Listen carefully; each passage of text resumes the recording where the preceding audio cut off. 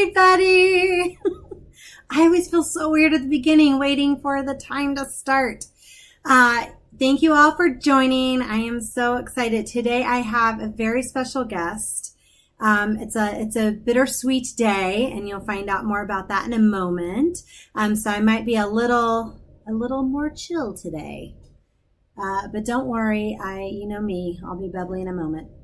I want to go through our announcements really quickly because I want to get to our special guest. So, September 26th and 27th, She Kills Monsters, starring the other Sam Gianfala. I said starring. He actually hasn't told me who he's playing, but he's pretty much a star always. So, he's going to get us all of the links and times, so keep an eye out for that. Also, the virtual play reading series is starting this month. Very excited. We heard an update on that. And if you still want to submit to have a play done, you can submit at plays@kentwinplayers.org. If you want a direct one, also submit at plays@kentwinplayers.org. And just remember, it needs to be able to fit in Zoom, have 6 characters or less, and be 15 to 30 minutes in length. All right. Also, we've got the music hall coming up in October.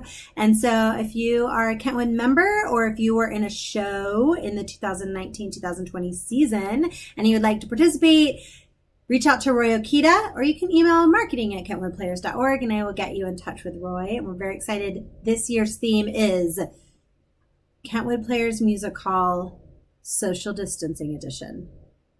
We have some suggestions for you, but any song you want to sing that describes how your life has been in quarantine, we want to hear it. Also, the recordings of Markham's is coming. And then also, I don't have that Daniel show. Oh, and it's so clever. I'm pulling it up right now.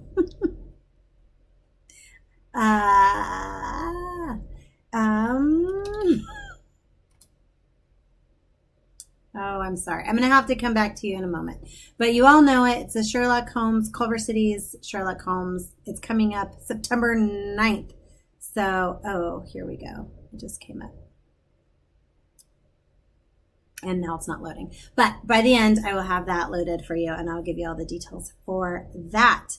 Okay. Hello to Marty Feldman. Thank you for watching, Marty. You all may remember Marty as the voice teacher we all couldn't stop talking about last session. All right. Without further ado, I would like to bring on my very special guest. He is coming to us from Oklahoma. And you know me, I like to acknowledge the indigenous people of that land. And so he is on Creek Nation land. So that's you would like to learn more about Oklahoma indigenous folks, start with the Creek. So I would like to bring on my very dear friend and colleague, Chad Oliverson. Hi, Annie. Hi, Annie. How are you? I'm so great. You're always so beautiful, and it always just makes me blush. No, that's not true. You're the beautiful one. That's why I'm only looking at you. That's I'm afraid to look at myself. No, I'm looking at you. Stop it some more. It's such a love fest here. Thank you so much for joining me. I'm really excited to talk shop with you. Yeah, no, it's great to be here. This is one of those rare opportunities where this world we're living in actually works to our advantage, right? Yes. When we get to connect like this and reach a larger audience. So I'm thrilled that we have this opportunity together. Yay. Thank you. For those of you who are joining and are like, who's Chad Oliverson from Tulsa, Oklahoma? Samantha. Like everybody. Which is like maybe 3 or 4 people that don't already know. Sure. Absolutely. Brad Pitt's like, hold on, let me get it. Brad, not now. Sorry. Chad is a brilliant actor and friend, and he is the marketing director at Arts Alliance Tulsa, which we're going to find out more about that, and also founding a member of Tulsa Project Theater, which we're going to find out more about that. He also, we've been acting together for how many years? But it only looks like 5. Like like 25 years, like since we were Literally born, looks like that. like from birth. Yeah, exactly. We came out of the womb tapping. We Yeah. did.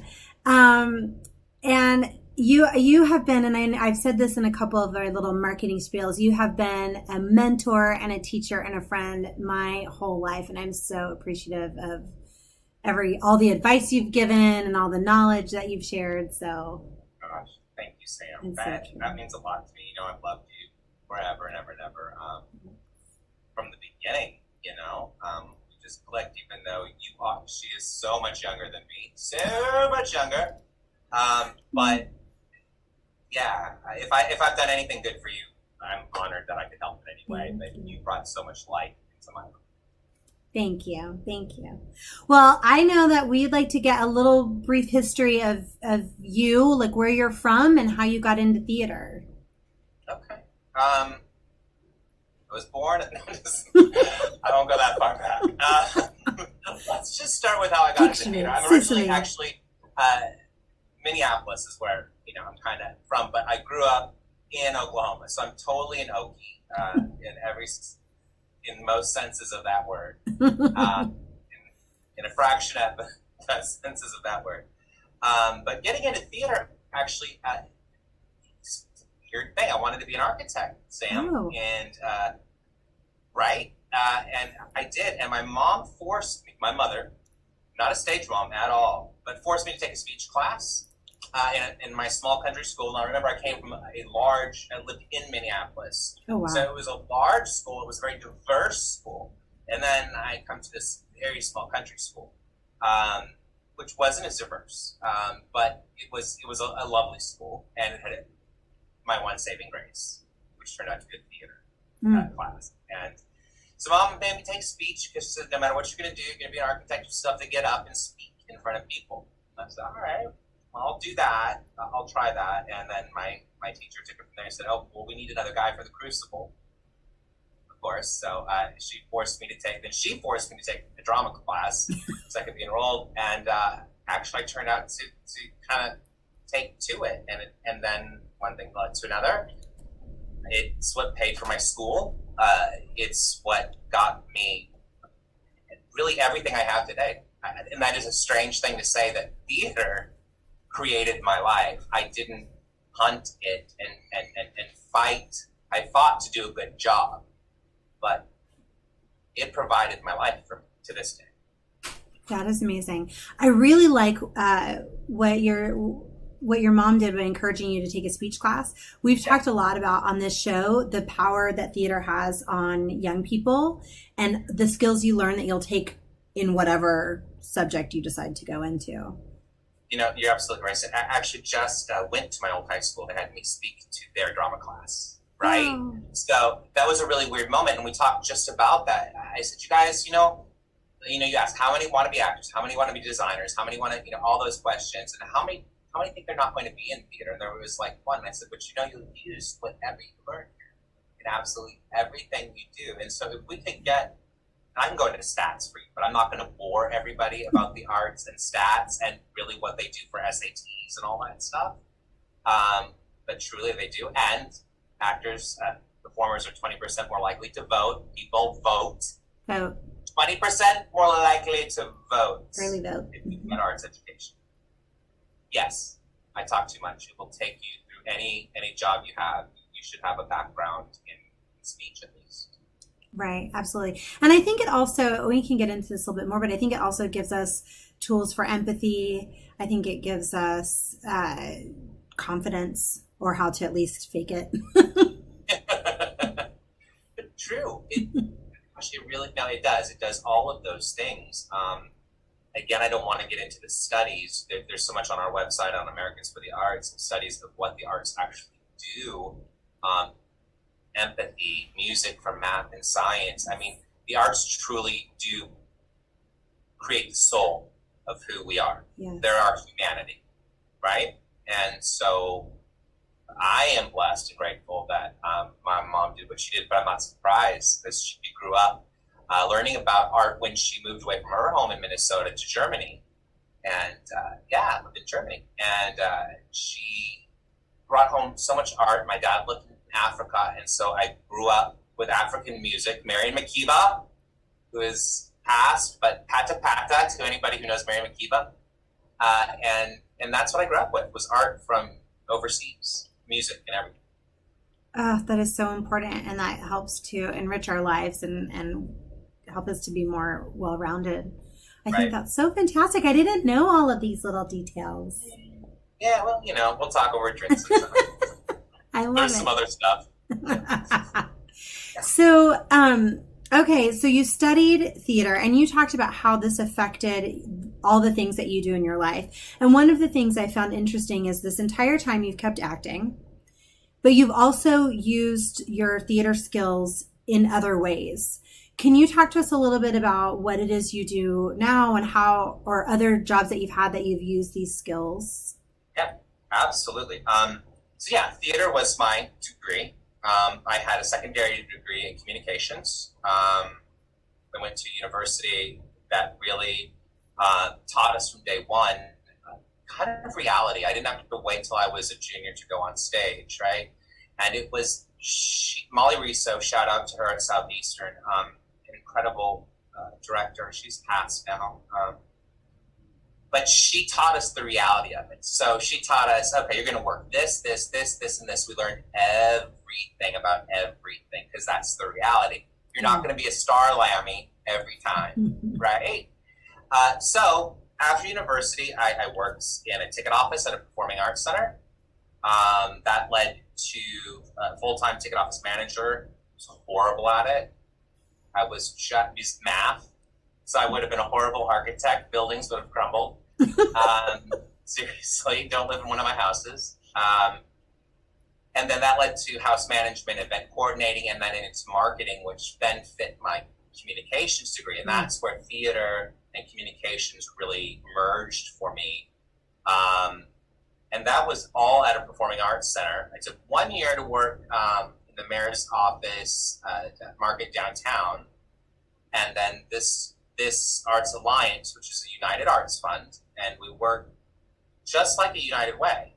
We raise money for the arts where they raise money for human need. But I would argue that arts are human need, right?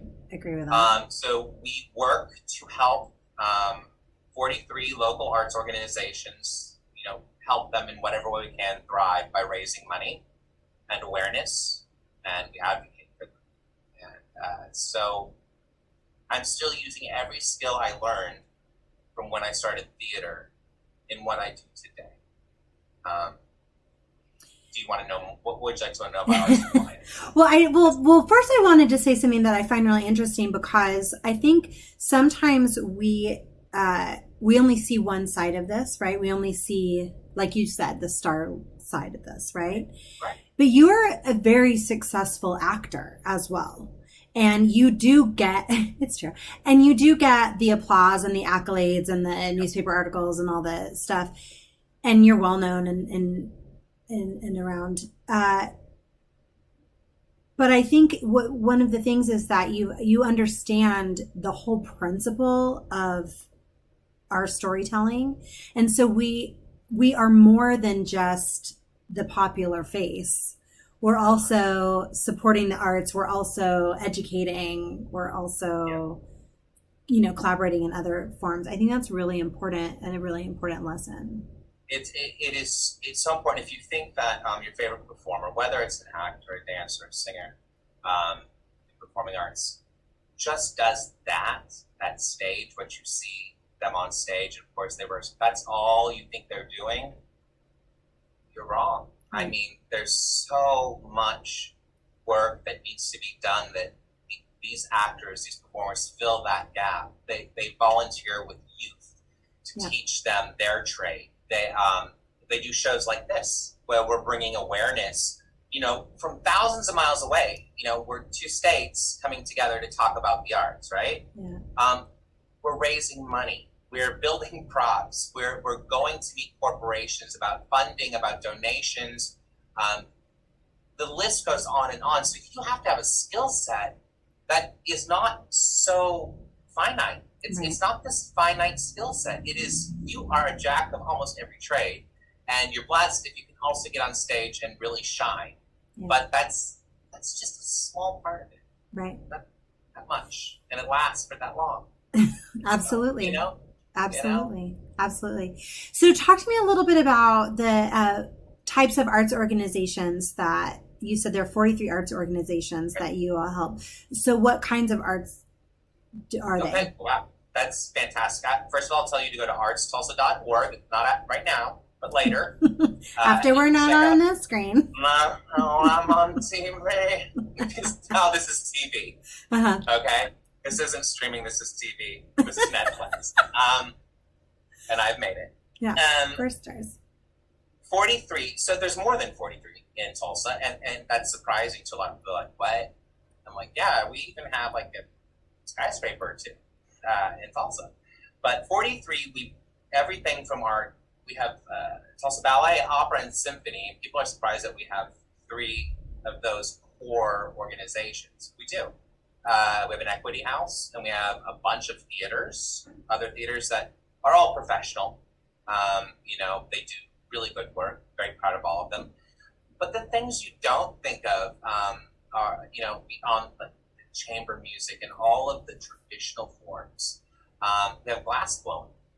This glass blowing organization, which does incredible work for our vets. They work so hard with our vets on issues of PTSD and what it's such a healing tool for them. And I so get it. Anybody who has PTSD can find so much comfort in art. It's used as a therapeutic. But glass blowing. And we have Tulsa Girls Art School, which helps young, usually minority or girls to become not just artists, but to become businesswomen. They're building portfolios while they're painting, and they're building their portfolio not about their painting, their financial portfolio. Wow. This is the stuff they're using, and the list is so diverse. It covers every color, religion, culture, and every kind of part of the balance of what we do, what discipline covers it all. Museums, you name it, they're all part of it. Oh, that's so brilliant. I think we sometimes... What's that? It's just really fulfilling when I talk about it to hear, and I remind myself, oh yeah, I'm not raising money for my job, I'm raising it for this small gallery, and I'm raising it for this huge museum, and I'm raising it for that little girl, and I'm raising it for that little boy in our underserved community who is going to get a scholarship to a private school because of the arts. That's why I'm doing what I'm doing. Because I quit my other job to take this job, and everybody in our office did. They all quit their careers to do this. It seems like there's another sense of fulfillment, and that is that you're doing good work and fulfilling a need. I think right now, Sam, with everything that's going on in the world, it's probably more important that you love what you do, and what you do is helping others. Yeah.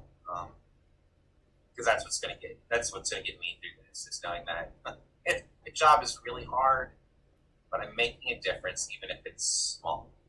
I'm making a difference. It's good. Let me ask you this. You said there's over 43 arts organizations. Why is there a need for your business? Why is there a need that you all have to find money to help these businesses survive? I am really glad you asked that question, because so many people in our city ask that same question. Well, every organization, we do it on our own. We can do it on our own. You're going to take funding from us. Mm-hmm. There were those concerns. You know what I mean? And I think those still prevail in some places. But the need for an organization like ours, which is an umbrella organization, is that we do have access to either foundations or corporations that they may not have access to, right? That they might not get that meeting with. This doesn't cover everybody. Our large groups, could they do without us? Sure they could. They make millions of dollars a year because they go way back to oil money, and they have all the contacts. Right. but then they're also part of an alliance with us. So that's important too, because there's a sharing of knowledge and a sharing, working together. It's needed, Sam, for those organizations which make up 90% of our organizations that don't have the voice, that don't have the staff, that don't have the people to go out and ask for support. They're so busy trying to run a website or a Facebook, one social media, and direct a show while trying to get props and actors. How do you have time to write a grant? So I mean, it's a real thing. It's a business, right? And so we try and take some of that weight. We can't take it all, but that's why it's important. Yeah, I think that's wonderful. I'm laughing because we had a board meeting last night and I'm like, that's what we're dealing with right now. But it's true. It doesn't matter what state you're in. Yeah. I mean, there are those companies that are doing great. They have a staff of 15 to 30 people, and good for them. They did a great job getting there. That doesn't mean their work is more important than this organization that helps a whole different group of people. Right. Teletulsa is our first Hispanic and Indigenous theater company. Not first, but it's the only one we have. Their work is so important, but they're all volunteer run. Right. So I mean, there's no staff to do this stuff.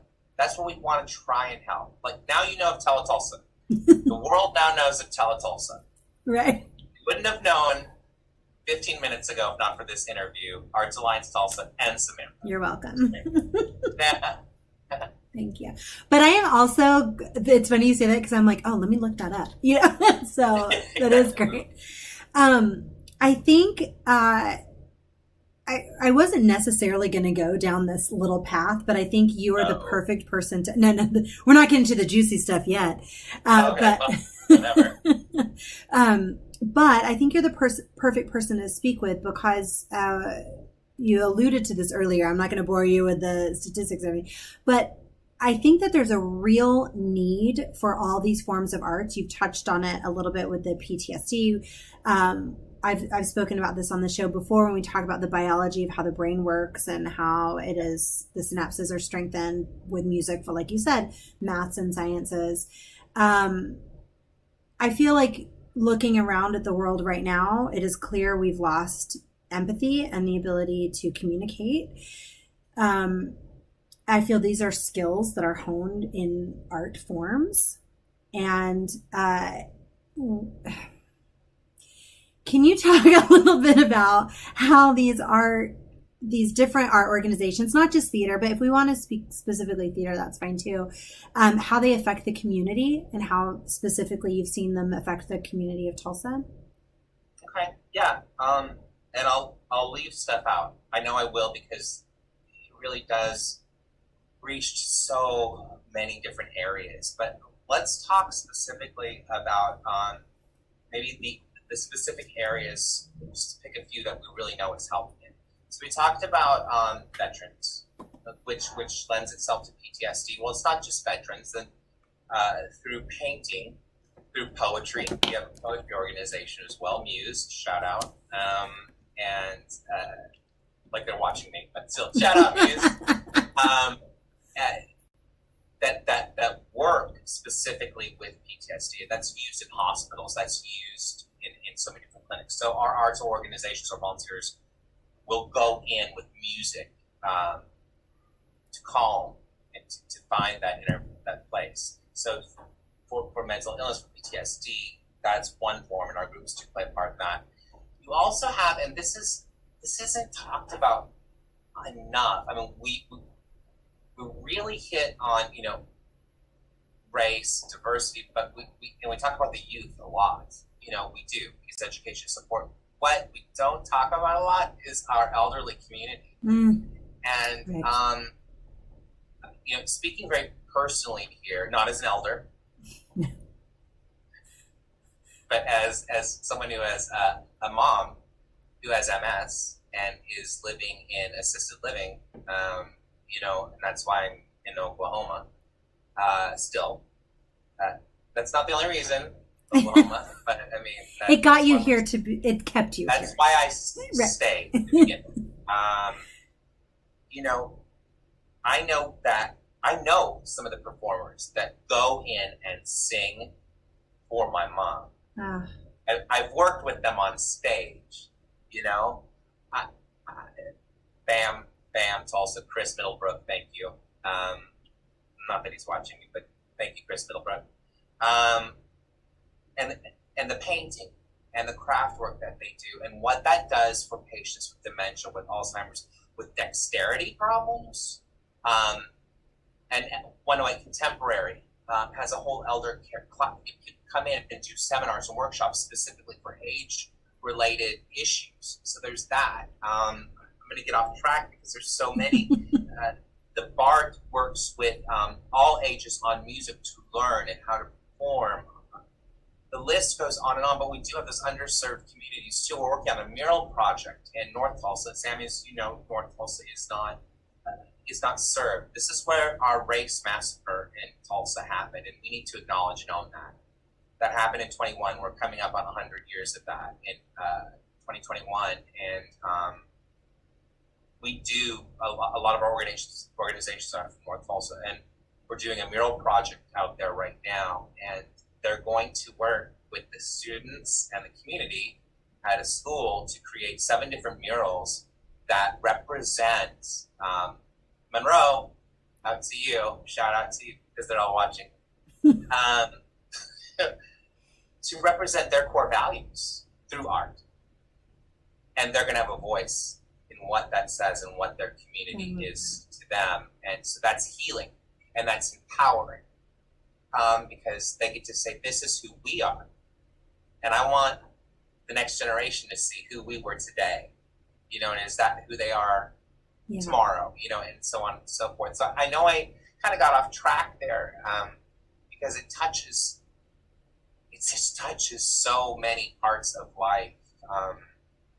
Empathy, you're right, come back to it. If you're feeling cold or lost, do something with art, draw something, sing a song. Yeah. You know, come back to yourself. I think that's the whole point, is that we don't always think about the different ways that creativity is being used to help bring a community together, to help heal, or to help educate, or to teach. Right. And so I love to hear all of the different ways, because we don't talk about it. I mean, pretty much all we see are the stars, like us. We don't talk about like all the other stuff. And I think that that's really important. I think, and I love the work that you do. I think that's super great. It's important work, but it's not just the work that I do. It's work that you do. It's the work that I think so many of us do that isn't seen. It's the unseen work. Yeah. But it's that's what changes lives. I'm not going to change your life by coming to see me in rock. I might. You actually might. I could change it for a night. I might not change your life in that show, but the work you do, the work I do, the work that so many Tulsans do, it's changing lives. Yeah. And it's not celebrated. You know.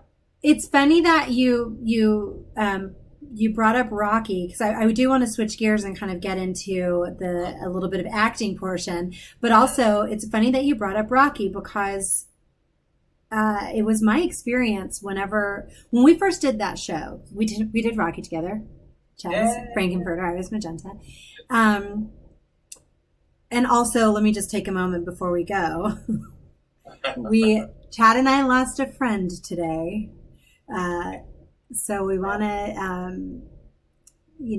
honor Ed Durnall, who was a director that we worked with and a designer that we worked with. And he's just a hoot. He's just a hoot. And I think of our rehearsals, and, Ed and I, sometimes we butt heads, but most of the time we just want to hug the man because he had such a sweetheart. Sam and I just learned about this an hour and a half before we did this interview. Not long. They're part of American Theater Company. It's one of our organizations as well that we support. They also lost the woman who started the entire organization this year. Which I just found out about. Yeah, she literally just found that out right before we went. Right. Before we went on. It's a great loss for that company, but it's a great loss for our community. So, as Sam said, much love to American Theater Company. So much. And because we both have worked with them, and there's a lot of love there. And there's a lot of growing pains, even though they're an old company. There's always growing pains. We all have them, but so much love. Yeah, absolutely. And American Theater Company, I got my start with the American Indian Theater Company when I was a child, and not long after that, I worked with American Theater Company. And you want to talk about changing lives and influencing and affecting lives. Same thing with Theater Tulsa. Same thing with Theater Pops and Clark Theater. I mean, we could go on and on about the different influences. I mean, we could talk about Midsummer Night's Dream and how that changed our lives. Well, we could. We could. Oh, and it did it did change our lives. It really did. It changed us. It did change us. It really did. It did. But I think,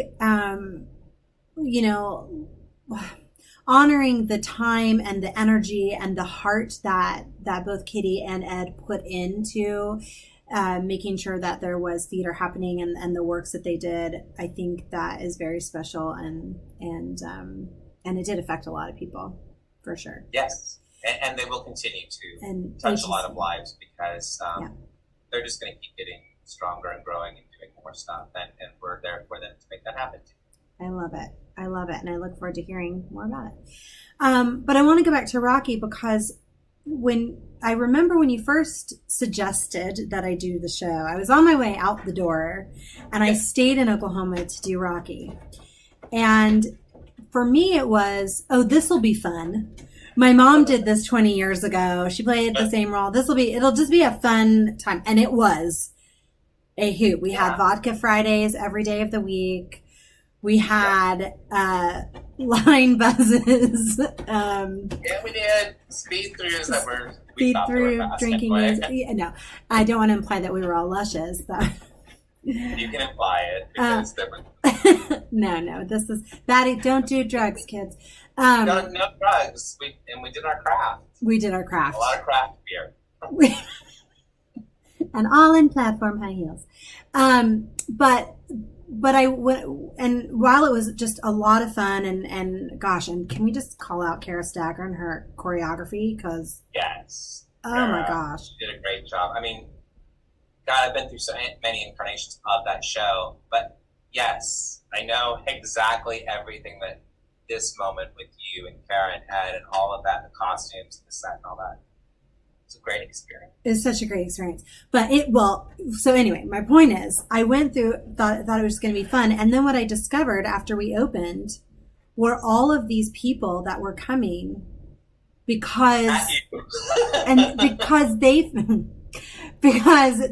felt a safe place.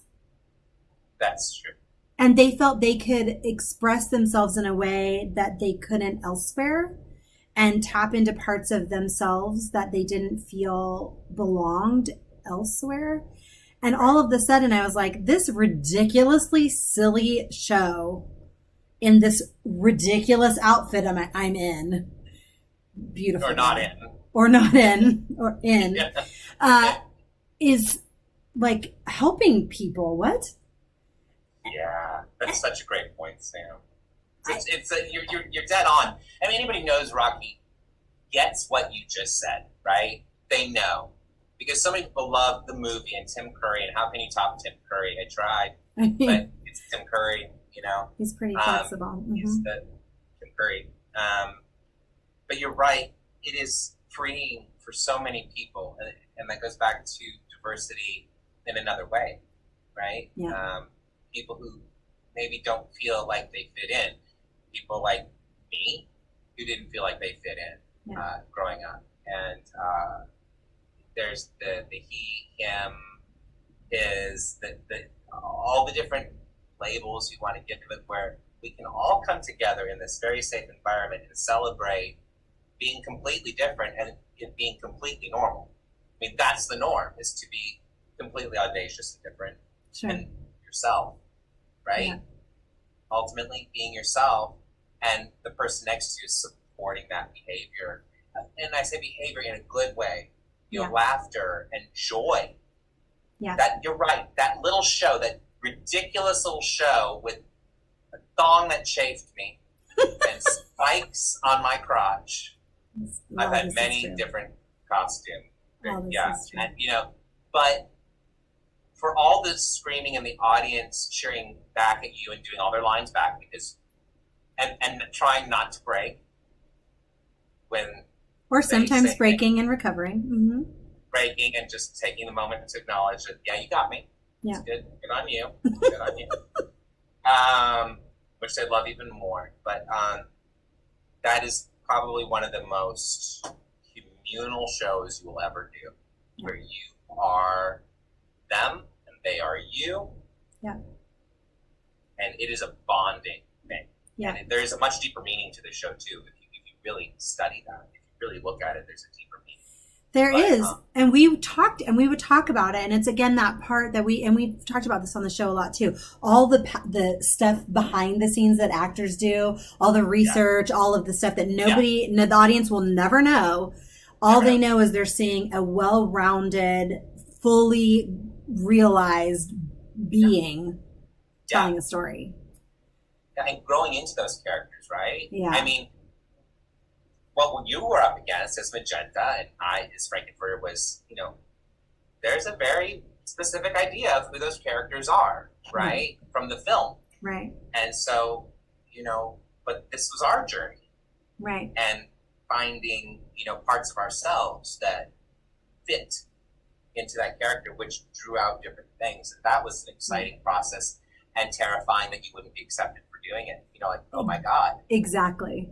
What if I'm not what they want? Exactly. And and that was, and I was just going to say, that was one of the other beautiful things about theater is exactly what you're saying. What if I'm not what they want? We're taking a huge risk. We're really not doing it within any form of the movie at all.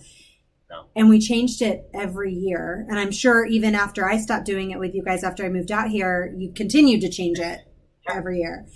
But the audience went with it. They did. Every year. They did. I mean, and I mean, what a gift. Yeah. To us. Yeah. I mean, when they're clapping and cheering and laughing, and it's like they didn't skip a beat, but we did not wear the traditional costumes. No. We didn't do it in the traditional setting. We didn't sing it the traditional way. No. I mean, it doesn't even really come with... it just comes with, the tinka-tinka-tee music, right? And then you've got to kind of fill it in. Right, right. And so I remember a year at the Hard Rock, Vince Neil was there. And they flew me from the back of the house for my entrance over the audience. Amazing. And landed me. Okay, that hurts. Let me just say, our boy, that is why boys do not play Peter Pan. It's not because they don't look young. It's because they got junk. And let me tell you, when you are stacked into a little harness, you're sitting on your stuff. I'm sorry, kids. Hey, but you are. Hey, it's just what happens. It's what happens. It's nature. And try and sing and be sexy while you're doing that. In fishnets, the things we do as actors. I got to fly though. You did get to fly. That's exciting. That's the thrill. I think this says a lot about how we can bond with people, with the community, and how we can reach out, and that's something specific and unique to theater. That the audience in a live setting will go on this journey with you. They'll walk in and go, what are you going to offer me? And I feel like it's something special we don't necessarily get with TV and film. As everyone knows, I love TV and film. I do it all the time. But that's something special. I think we're a little judgier when a film comes out. We're like, that's not what I wanted, or we're like, yay, girl, Ghostbusters, whatever. But we're making a judgment. As opposed to in the theater, I feel like it's a little bit more open. And even if we do go in going, we come out like, oh, that was new, Right. or Right. Well, it cut or oh wow, that was new. oh, okay, that Uh, was an idea. that was new. I'm gonna tell Yeah. all my friends about this one. Go see it. You simply have to. You have to. Um, uh, that's the part of that collaboration between audience and live theater that you can't get with film. And I have nothing against film or TV either. I mean, Brad Pitt and I like that. Exactly. I'm lying. But I feel in my heart beyond. And but you get this symbiotic thing where you're working off of them and they're working off of you and you feed off of them. Theater people know this. I don't have to explain this. That's the thing about live theater, right? And that's what we're missing right now is we are not able to connect in that way online, on television through a movie. We're missing that connection of performer and audience member. Yes. Yes. It's hurting us. It's a loss. It's a huge loss. It is. Which brings me kind of to my next point, which is, a lot of stuff has happened in the past 4 years, and a lot of stuff has happened in 2020. And I think as a country, we are going through an awakening and a change in some form or fashion. We're coming out of this pandemic different than when we went into it. And hopefully we can come out of it maybe stronger with more awareness and more understanding. I think personally, our role as entertainers, as storytellers, as artists, is we have a responsibility to society.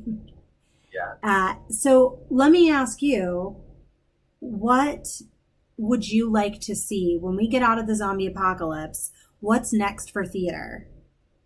Wow. What would you like to see? That question is actually asked a lot to our organization.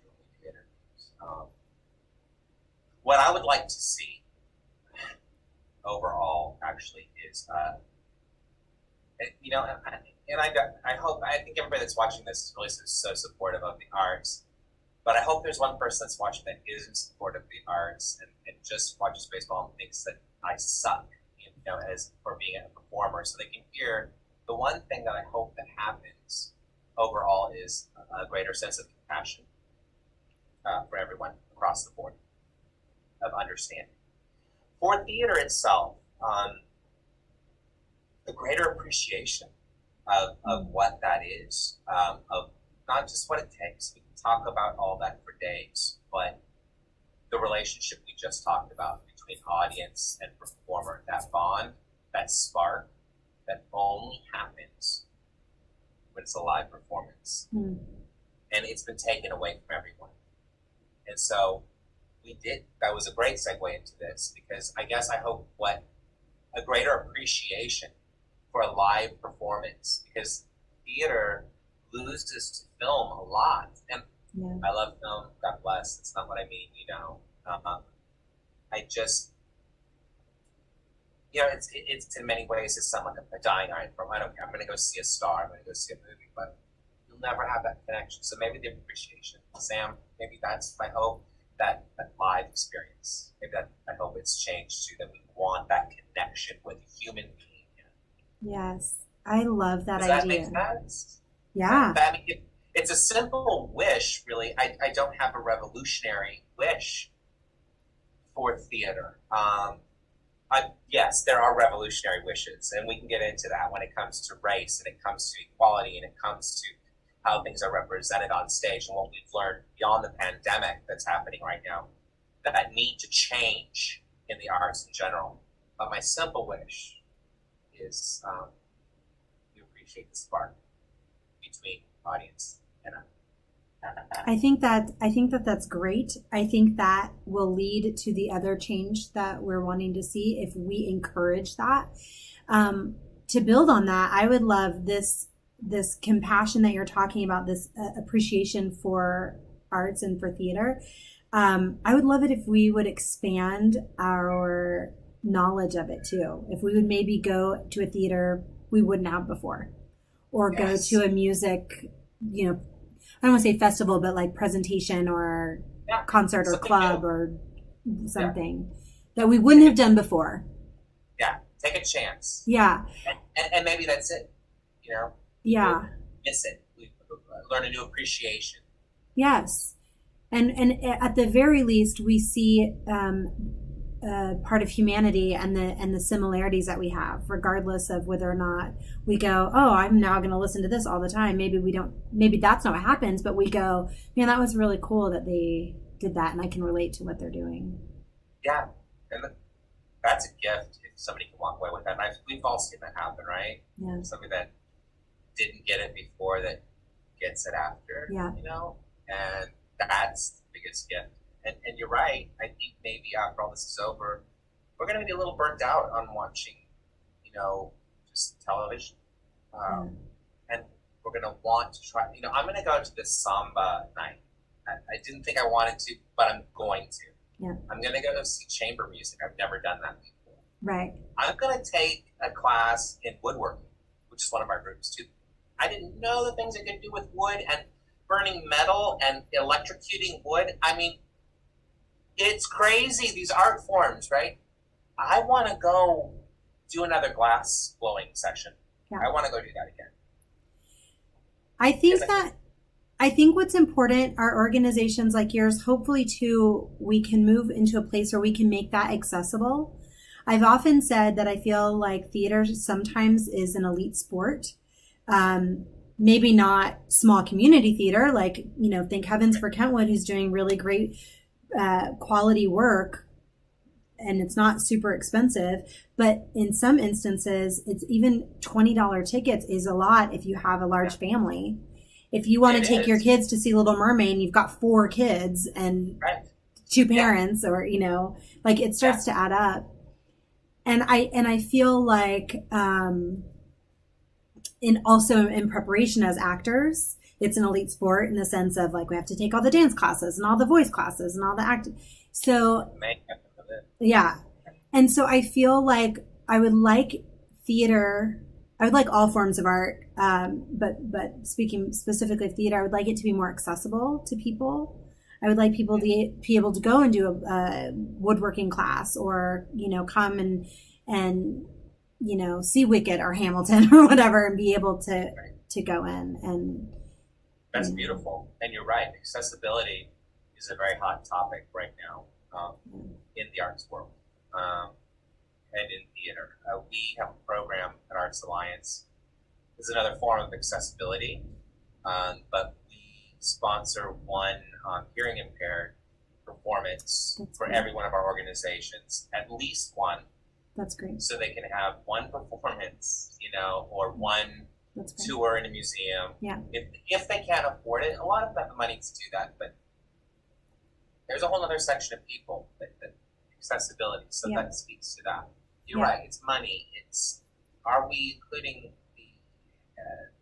the ramps, and can people get in, and are the elderly, are they okay to do that? And, there's a lot for us to address as we reopen, right? There's a lot, but I hope we can bring it to all communities, exactly like what you're saying. We can. Yeah, we can. Of course we can. We started theater in wagons, you know, well, in churches and then wagons. Of course we can. We can get back to the wagon if we have to. Actually, that might be fun. I'm not opposed. I will come to Tulsa. I'm not opposed. Let's get a donkey, a wagon, and let's just go do some shows. I'm in. I just wanted to say really quickly, and I don't know how well this was timed, but right whenever I said, what would you like to see in the future, one of our viewers said cats. I'm like, I love how we're like, I would like more accessible cats.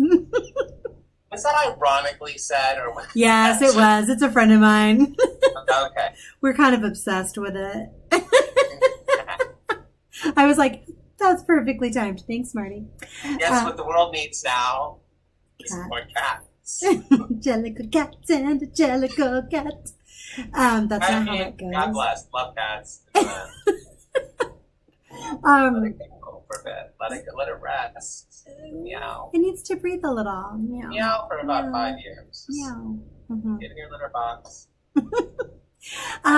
Before we wrap up, now for the fun, silly parts, do you have, in all your theatrical experience, do you have a favorite experience or a takeaway or a lesson or a most rewarding role or experience or, God. Anything from your acting? You could ask any actor this, and they're going to do the same thing I'm doing. There's so many rewarding elements and things that to think of one is almost impossible. Yeah, I agree. I'll tell you what I think was the best thing I ever learned was respect. How to respect. No one in the process is greater than anyone else. Not the lead, not the chorus, not the tech, not the costumer, not the lighting designer. We are all equal. And if you don't treat everyone with respect, you will not have a successful show. And that taught me respect in other areas of life. So I can give you a lot of beautiful, warm, gushy moments about my life and how I was rewarded. And I've had some amazing opportunities in my life. I turned down Steppenwolf. We'll talk about that sometime because that's my big idiot moment of life. At 19, an internship, and I had a contract with a local company and thought that, I can't break my contract. Oh, wow. Even though I was offered an internship. Steppenwolf. They won't be calling me now, so that's gone. So respect is what I've learned. I got my stress ball out now. Because that's still a little sore spot. Just how to treat others as you wish to be treated. And I think that's the takeaway I have from arts that has left a lasting mark on me.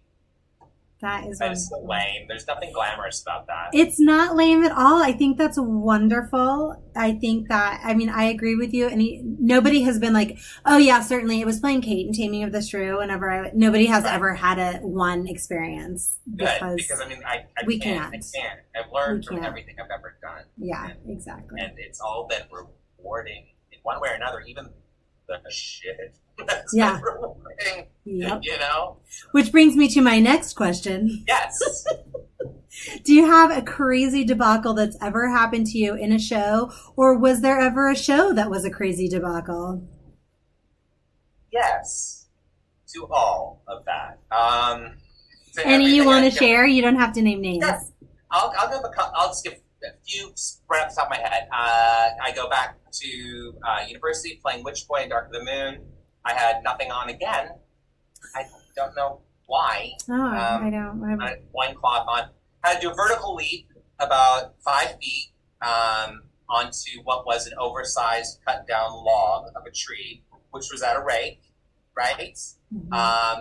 They had just painted, we had 5 portals that led back. It was like a storybook, like a pop-up storybook, but for, if you know Dark of the Moon, you will know the story. Anyway, Barbara Allen and Ballad of Barbara Allen. I ran out, the paint was still wet. It had dripped from the portal during rehearsal. I went to do my vertical leap. One leg made it on the log, one leg went under the log, and the apex of the log hit my log, and then I was out. And I woke up to 3 witches, because we're all witches, but they had glitter on, and I thought I was dead, and they were looking over me, and glitter was falling in my eyes. I don't know if I'm a boy anymore. Yeah, right. I don't even know what I can do. That's one. Henry IV Part 5. Yeah, I blacked out from my off to the groin. Lifting someone up during a very serious fight in Henry IV Part 5 or Henry V Part 4, 1, 2, or 3. Whatever sequel you love. Lifting an arm. We all had armor on and lifting someone up, and all their armor fell off of them. And they're in long johns. And the king is waiting to fight them. And so I couldn't get him up because the armor kept falling. So the king just looked at him and walked away, and he just slid down. And we just walked off dragging our broadswords, picking up pieces of armor and just shaking his shoulders doing this. Because what it was the big fight scene, and I couldn't get the man up there to fight the king. That was the moment. And then there's always one of our shows together. We did. You know, we did a show together. I want to say this. I knew Red Flag because I joined the cast late. And so I was asked to be in it, and I knew Red Flag. I should have known Red Flag. When I walked in and the director said, here's your script. We were doing a Shakespeare. And the director said, here's your script. And I said, oh, that's okay. Thank you. I made a copy myself. And he said, no, I have rewrites. Not cuts. Rewrites. Not just updating to another time period. Not rethinking a concept, costume, but in a different. Not even changing somebody's religion, race, whatever it is. No, things you can and should do. All those happened too. Oh, they all happened. Those all happened too. Happen in unison. There was no unison, and then also he rewrote some of it. And can you remind me, didn't he change your name to like David or something? Yeah, I was one of the young lovers. I think it was like a Lysander to Larry or Luke. Wasn't it Luke? Luke. It was something like that. Every time I tell this story, I'm like, how do you go Lysander Luke? Like, how does the scansion work in that? I just remember crying at the top of the hill every night. The poor young lovers group, they're going, we can't. We just can't. Traipse for the hill out north to our honky-tonk little angel. To our honky-tonk. Yeah, the fairies were a country western band. We were not fairies. Yes, they were. You heard her right. We were a country. We sang the song, Ooh Wee. That happened. That happened. We lived that moment. We did. I think it marked everyone and gave me greater appreciation for Shakespeare and his abilities. Yes. As a writer. Yeah. Yeah. But I have to say, and I said this to you earlier, because I tell this story about the Midsummer Nightmare. I tell this story all the time. But I actually love it that I have this story. First of all. Who wouldn't love this story? It's an amazing story. Also, can we talk about how Rob Riley, like, rest in power, Rob, I love you so much. Can we talk about how Rob Riley played Puck and Thisbe? And they had scenes together. Yeah. Yeah, it wasn't.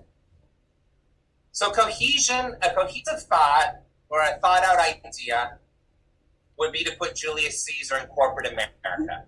That makes sense. Or Julius Caesar in the current administration. That would also There's an idea for Shakespeare. Okay. Do that. And do that. Let's put it in the White House. Not with rap and country music, different names. And nothing really, there was no theme. There wasn't a theme. It was just like ideas. It was diarrhea of ideas. Do you know what it was? I'm just now realizing, and now I think maybe he's a genius. It was a Midsummer Night's Dream. Were we supposed to be doing LSD? Like, I think maybe we were, but like, it was like a dream. It was like, if you think about it, it's so weird. It's like, I had this dream and we were doing Shakespeare, but I was a country western singer. Oh my God, that is genius.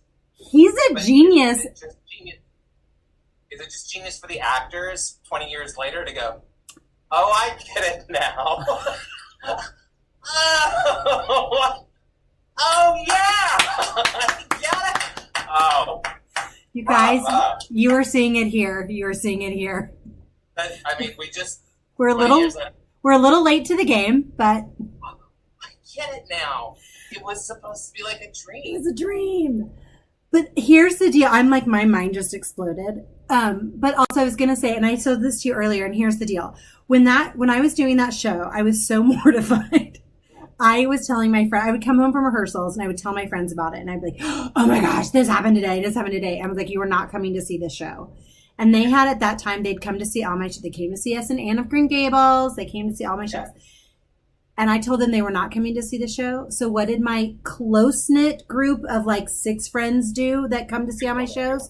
Invited everybody and came in truckloads to the park to see Midsummer Night's Dream. And I was saying earlier, like, so many of those kids would never have gone to see Shakespeare. They went because they knew it would be like fun to embarrass me. And I just have to say, that's awesome because they were exposed to theater, to Shakespeare, and they had a blast.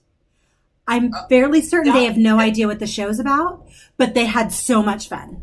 They didn't really see Shakespeare. They didn't see Shakespeare. But they saw an idea of Shakespeare. And they heard verse. They heard verse. They did hear verse. But they had so much fun. A few of them came back multiple times.